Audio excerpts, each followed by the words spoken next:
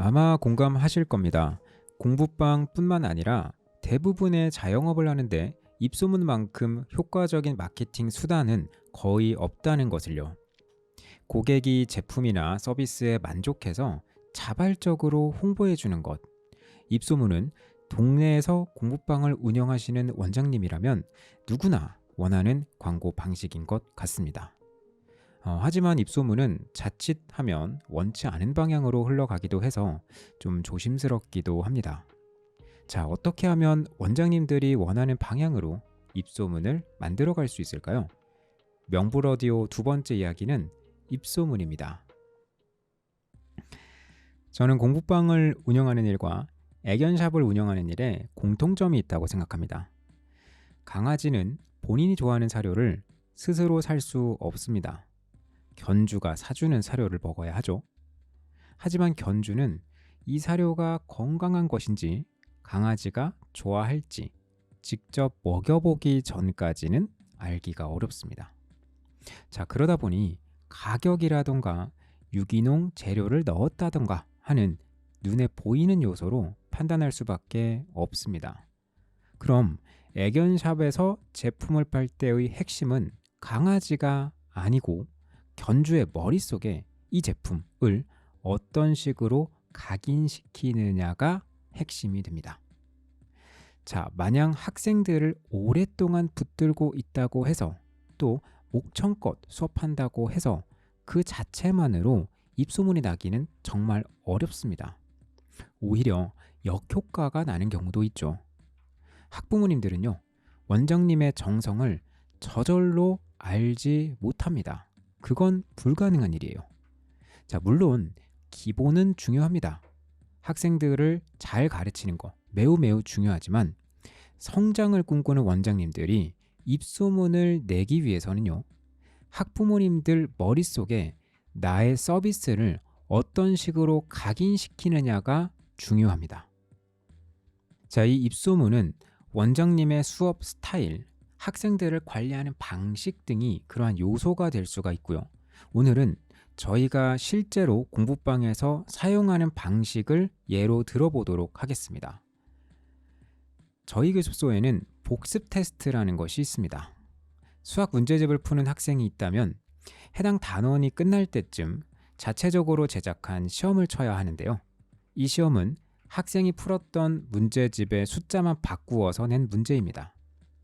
학생들이 평소에 숙제를 할 때 답을 베꼈다거나 제대로 공부를 하지 않았다면 통과하기가 생각보다는 까다로운 시험입니다. 과거 데이터를 보면 통과율은 50%가 되지 않는 것 같습니다. 테스트에 불통을 하게 되면 재시험을 쳐야 합니다.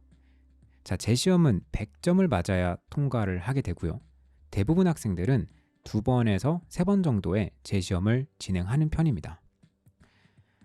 저는 재시험을 일요일 오전에 부르고 있습니다. 자, 일요일 오전에 굳이 부르는 이유는 첫 번째, 학생들을 모아서 효율적으로 한꺼번에 진행을 하기 위해서고요. 두 번째는 일요일 오전이 바로 입소문의 요소가 되기 때문입니다. 자, 일요일 오전은 어떤 시간대인가요? 모처럼 만에 늦잠도 자고 쉬는 시간이죠. 특히나 평일에 일을 하시는 학부모님들은 평소에는 학생이 재시험을 남아서 치든 아니면 숙제 양이 많아서 좀 고생을 하든 신경 쓰기가 참 어려운데 일요일 오전에는 대부분 쉬고 계십니다. 바빠서 평소에 관심을 주기 어렵던 학원 소식도 일요일 오전만큼은 무시하기가 어렵습니다. 또 학생들 입장에서는 수업이 끝나고 바로 재시험이 있는 것이 아니라 일요일 오전에 다시 나와야 한다면 불통과에 대한 부담이 커질 수밖에 없습니다. 그리고 재시험에는 규칙이 있습니다. 수업 시간에는 시험에 대한 질문을 할 수 없다입니다. 질문은 학생이 집에 가서 모르는 문제의 사진을 찍어서 저한테 카톡으로 보내야 합니다. 그럼 저는 미리 만들어둔 영상을 학부모님들께 전송을 합니다. 학생들에게 보여주라고요. 당연히 이 또한 입소문을 의식해서 그렇게 구성을 하였습니다. 자, 학부모님들 입장에서는 우리 아이가 불통을 했어요. 그래서 선생님한테 질문을 합니다. 그럼 그 질문에 대한 피드백이 본인의 카톡을 통해서 오고 가는 것을 보게 되겠죠. 그러면 이 원장은 질문 답변에 대한 관리를 이렇게 하는구나를 먼저 인지할 수 있게 되겠죠.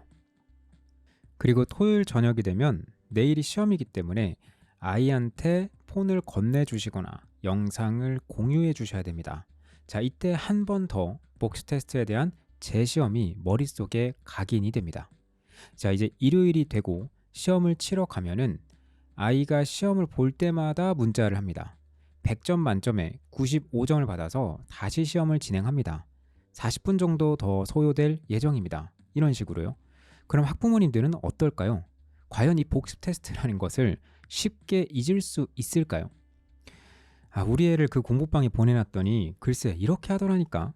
거기 원장이 좀 빡센 것 같아. 복습 테스트 보는 날만 되면 공부를 그렇게 안 하던 우리 애도 영상도 보고 책도 다시 보더라고. 이게 소문이 나는 데는 다 이유가 있나 봐. 저희가 의도한 입소문은 바로 이러한 말들이었고 어느 정도는 성공을 한 것 같습니다. 사실 복습 테스트는 이 밖에도 참 많은 것들을 고민해서 넣어두었습니다. 저희가 앞으로 다룰 다른 주제에 혹시라도 다시 언급할 일이 있다면 말씀드리도록 하겠습니다. 자, 정리해 보겠습니다. 입소문은 학부모님들의 머릿속에 어떻게 각인시키느냐가 가장 중요합니다. 각인시키는 데 좋은 것은 반복과 임팩트입니다. 학부모님들 머릿속에 여러 번 떠오르도록 요일이나 시간대를 배치하시고 그렇게 짜여진 판 위에 학생이 들어왔을 때는 학부모님들께 자세하게 연락을 해서 진행 상황을 임팩트 있게 알려줘야 됩니다. 한번 학부모님들의 머릿속을 파고들어 서비스를 각인시키고 나면 그 뒤에 입소문의 방향은 정해지게 되는 것입니다.